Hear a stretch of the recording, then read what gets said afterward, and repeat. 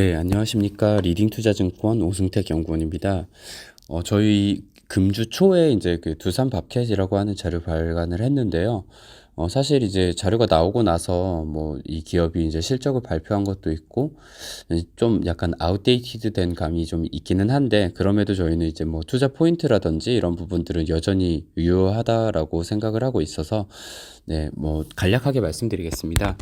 먼저 이 기업에 대해서 좀 보시면 동사 같은 경우에는 이제 그 매출의 대부분이 컴팩트 건설 기계, 그러니까 소형 건설 기계 굴착기라든지 로더 이런 제품들 위주로 포트폴리오가 많이 구성이 되어 있고요. 지역별로도 보시면은 이제 선진국 위주로 좀 매출이 많이 발생을 하고 있어요. 북미 같은 경우에 이제 매년 한 70에서 80% 정도 매출 비중 이제 좀 왔다 갔다 하는 그런 규모를 가지고 있고, 나머지 이제 유럽, 중동, 아프리카, 그리고 아시아, 남미, 오세아니아 이렇게 좀 구분이 되어 있습니다. 아무래도 방금 말씀드렸던 것처럼 선진국에서 소형 건설 장비, 건설 기계 위주로 이제 매출이 발생하고 있다 보니까 저희가 이제 개도국 인프라 투자보다는 선진국 건설 경기 이쪽에 이제 좀 더 큰 영향을 받는 실적의 모습을 보여주고 있다라고 생각을 해주시면 될 것 같은데, 소형 로더라든지 굴착기 이런 것들은 이제 저희가 흔히 뭐 도심지라든지 뭐 좀 더 그 개발이 이미 돼 있는 지역에 이제 그 개보수 이런 그 주택의 개보수 이런 위주로 좀 많이 쓰이는 제품들이 있기 때문에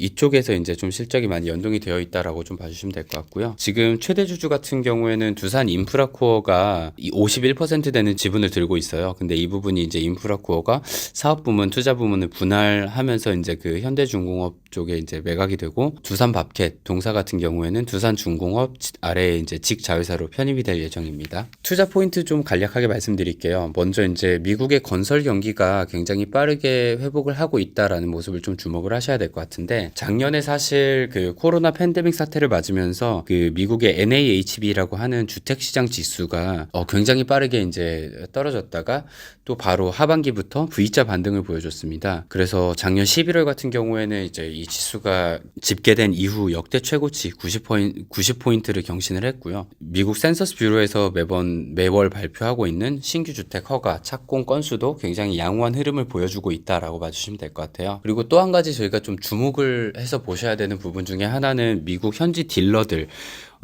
딜러들인데, 동사 같은 경우에는 매출 대부분을 이제 그 현지 딜러들을 통해서 판매를 하고 있습니다. 근데 이제 이 딜러 같은 경우들도 자기네들이 이제 그 재고를 일정 부분 계속 가지고 가게 되는데, 작년 같은 경우에는 이 재고가 굉장히 많이 줄어들었었어요. 먼저 크게 두 가지를 들 수 있을 것 같은데, 첫 번째는 당연히 이제 팬데믹 사태로 인한 불확실성이 아무래도 크다 보니까 딜러 축적하는 데 있어 굉장히 소극적인 모습을 보여줬다라고 이해를 해주시면 될 것 같고, 두 번째는 아무래도 이제 작년 같은 경우에는 대선이 끼어 있다 보니까, 이거는 이제 매번 대선이 있을 때마다 약간 이런 경향을 좀 보이기는 하는데, 이게 대선이 끼어 있으면은 다음 그 정부에서 부동산 정책이 어떤 식으로 이제 전개될지에 대한 불확실성이 있기 때문에 이제 딜러들이 재고 축적에 있어서 굉장히 좀 소극적인 모습을 보여준다라고 이해를 해주시면 될 것 같아요.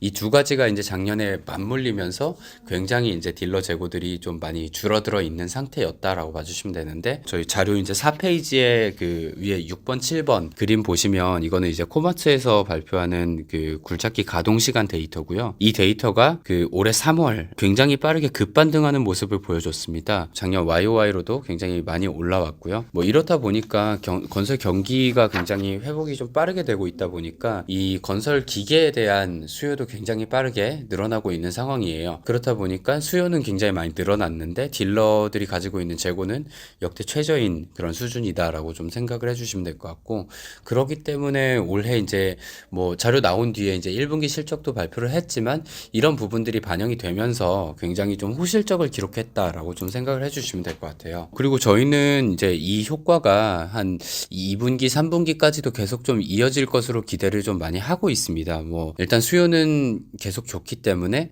수요가 좋은 상황에서 딜러들은 이제 두산 밥캣과 같은 이런 업체들로부터 물건을 이제 소싱 받으면 받는 즉시 그냥 바로 나가는 수준이기 때문에 이게 딜러 재고는 계속 아마 좀 낮게 유지가 될 것 같아요. 이 건설 경기 사이클이 지속되는 동안에 플러스 이제 딜러들이 이제 일정 부분 재고를 좀 비축해 두고자 하는 니즈까지 이제 겹치기 때문에 뭐 2분기, 3분기까지도 저희는 계속 좀 호실적을 기록을 할 것으로 예상을 하고 있습니다. 그리고 이제 두 번째로 지배구조 관련한 내용들인데요. 저희가 이제 아까 말씀드렸던 두산 인프라코어의 매각 때문에 이제 그 두산 중공업으로 이제 편입이 된다라고 말씀드렸는데 이거하고 맞물려서 2020년 배당을 이제 매년 지급해오던 배당을 지급을 안 했어요. 이거에 대해서도 조금 우려가 좀 있으신 것 같은데 저희는 이제 두산 중공업 같은 경우 오히려 인프라코어보다도 현금에 대한 니즈가 큰 기업이라고 좀 판단을 하고 있습니다. 그렇기 때문에 저희는 2021년부터 오히려 기존보다도 좀 더 공격적인 배당 정책을 펼치지 않을까 이런 기대를 좀 가지고 있는 거고요. 그리고 지게차 부문 주 두산에서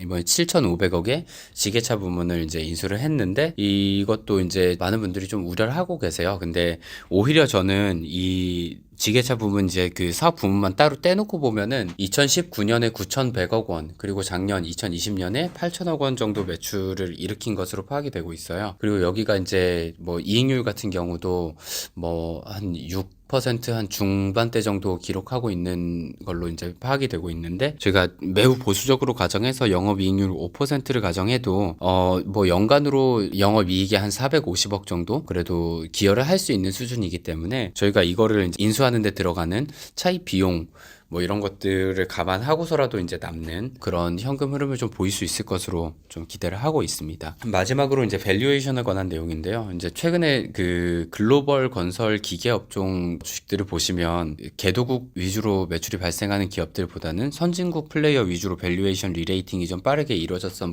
부분들이 있습니다. 먼저 일단은 중국에 이제 저희가 싼이라고 부르죠. 3일중공인데 뭐 여기 같은 경우도 보시면은 인프라 실적은 역대 최고 실적을 기록하고 있습니다. 에도 불구하고 주가는 계속 부진한 상황이에요.